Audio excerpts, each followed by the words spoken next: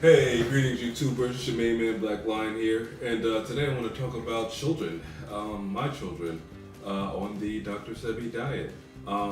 They are not, but I'm trying to transition them to veganism, and ultimately get them to the into the Dr. Sebi slash alkaline way of eating.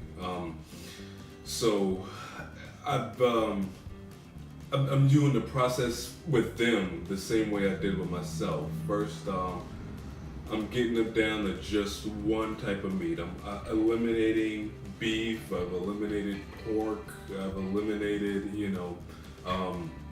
we're just down to chicken right now, basically. So, free range organic chicken, and they still eat eggs and cheese, but I got them down to just one protein source, and now that so I'll have them on that, just like I did for myself. I'll have them on that for a little while, and then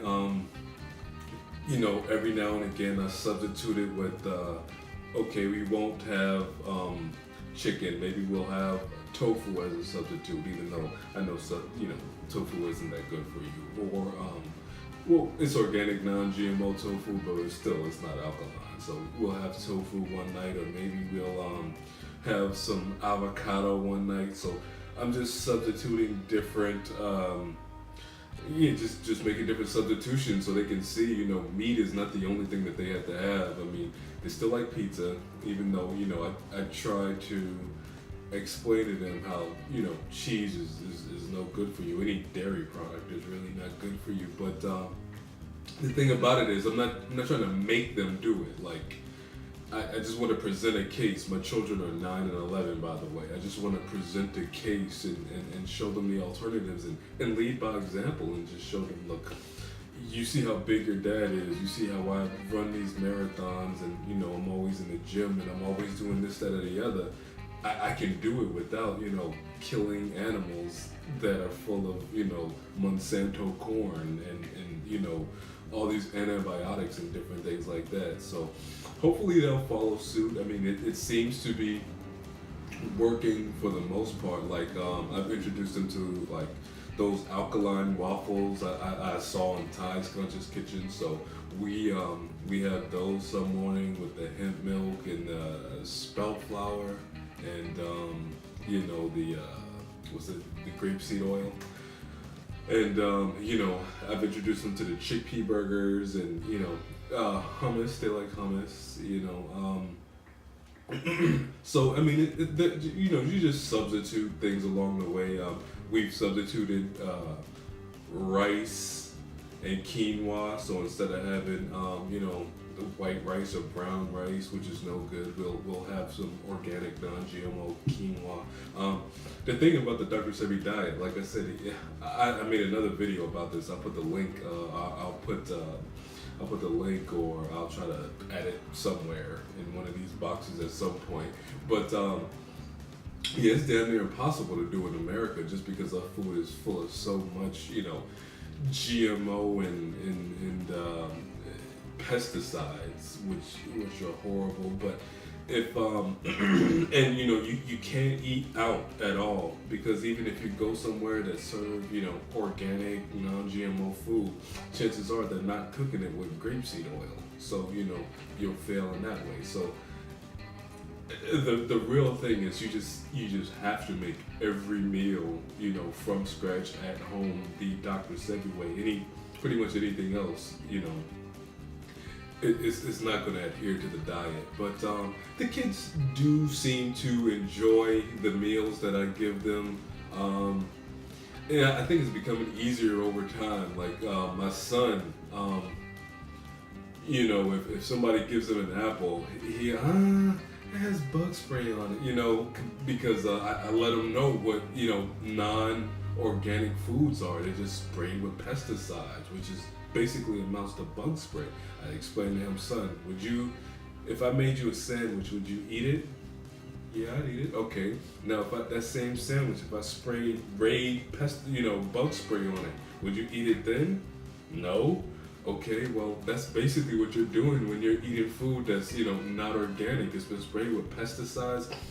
The last time I probably make a video about going shopping on the Dr. Sebi diet, but I remember going in Whole Foods and there was a regular Fiji apple and then there was an organic Fiji apple, and you compare them, and the regular one, it's like all shiny, like bright shiny and red, and the other one is dull. The organic one is dull. It's it just looks like an apple. It's like a regular apple, and it's because they coat it. They coat the not only to put the pesticides on it, but they coat it in this wax film that you have to wash off before you eat it. And I don't think most people know you're supposed to wash that stuff off really good before you put it in your body. So they're ingesting that poison into their system, and over time, man, this stuff is gonna have monumental damage to your body. So we stay away from it, but I'm glad that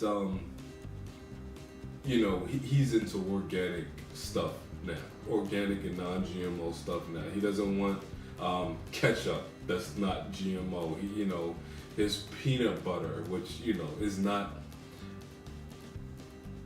Dr. Sebi approved, but he's still a young kid, so I'm not gonna knock him for eating this peanut butter.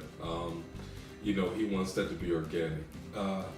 All his juice boxes, because he packs a lunch every day for school, so I try to get him as much organic stuff as possible. So, I'm giving him the information to make good choices. I give my daughter the information to give good choices. She's a little more difficult. Daddy, I love chicken wings. I love this. Okay, Lizzie. Okay, babe. I understand. Because it's hard. I won't lie, it's hard. And they try to explain to me, well, we've been eating meat our whole life. Well, so have I, but I've lived longer than both of you have. And I'm giving it up. And like I said, I'm not gonna force them, but I'm just gonna give them the alternatives. And I try to make the food that I eat, the vegan, electric food that I eat, appealing enough that okay, yeah, I can do this. Yeah, okay, well, yeah, I can do this. And eventually, I think I'll get them there. But I'm not gonna force them. I'm just gonna give them good choices. It goes back to what Elijah Muhammad said on the movie Dr. Malcolm X. When if you have like a clean glass of water and a dirty glass of water,